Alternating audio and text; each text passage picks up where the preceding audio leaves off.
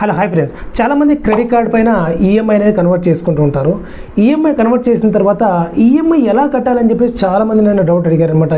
అది ఏ bank credit card అయినా పర్లేదు, మీరు SBI, HDFC, Kotak, ICICI bank, ఏ బ్యాంక్ క్రెడిట్ కార్డ్ అయినా కూడా మీరు నో కాస్ట్ ఈఎంఐ తీసుకున్నా, ఇంట్రెస్ట్ బేస్డ్ ఈఎంఐ తీసుకున్నా, మీరు బ్యాంక్ దగ్గర ఈఎంఐ తీసుకున్నా, లేదా మర్చెంట్ దగ్గరికి వెళ్ళి స్వైప్ చేసి ఈఎంఐ తీసుకున్నా కూడా వాటి పేమెంట్ ఎలా ఉంటుంది అనేది ఇవాళ మన టాపిక్ అనమాట. వీడియో ఎక్కడ స్కిప్ చేయకుండా ఎండ్ వరకు చూసారంటే ఖచ్చితంగా మీకంటే ఒక క్లారిటీ వస్తుంది. దానికంటే ముందు మీరు మన ఛానల్కి ఫస్ట్ టైం ఇచ్చేసినట్టు please subscribe and support my channel.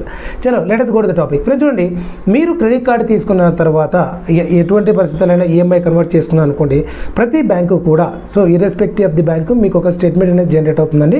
స్టేట్మెంట్తో పాటు ఈ ఈఎంఐ ఏదైతే తీసుకున్నారో మీరు యూజ్ చేసిన అమౌంట్ కాకుండా ఈఎంఐ అమౌంట్ కూడా యాడ్ అవుతుంది.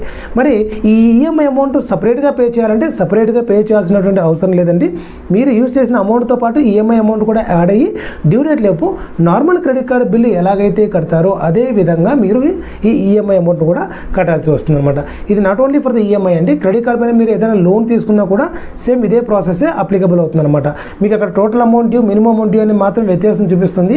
ఆ మినిమం అమౌంట్ డ్యూలో ఖచ్చితంగా మీ ఈఎంఐ అనేది యాడ్ అయి ఉంటుంది అనమాట. సో కాబట్టి మినిమం మీరు ఈఎంఐ అమౌంట్ అనేది పే చేయాల్సి ఉంటుంది. సో నా సజెషన్ ఏంటంటే కంప్లీట్ అమౌంట్ అనేది క్లియర్ చేసుకోండి విత్ ఇన్ డ్యూ డేట్.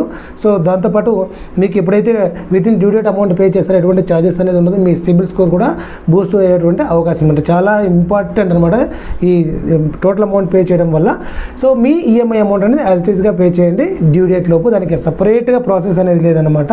మీరు యాజ్ ఇట్ ఈస్గా క్రెడిట్ కార్డ్ బిల్నే పే చేయండి.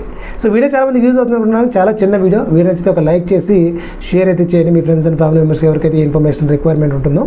మరిన్ని అప్డేట్స్ కోసం మిస్ అవ్వకుండా నా ఛానల్కి సబ్స్క్రైబ్ అవ్వడంతో పాటు నా ప్రీవియస్ వీడియోస్ ఒకసారి చూసారంటే క్రెడిట్ కార్డ్ గురించి మరింత ఇన్ఫర్మేషన్ మీకు దొరుకుతుందని చెప్పేసి నా అభిప్రాయం. చాలా see you in the next video. Till then take care, bye.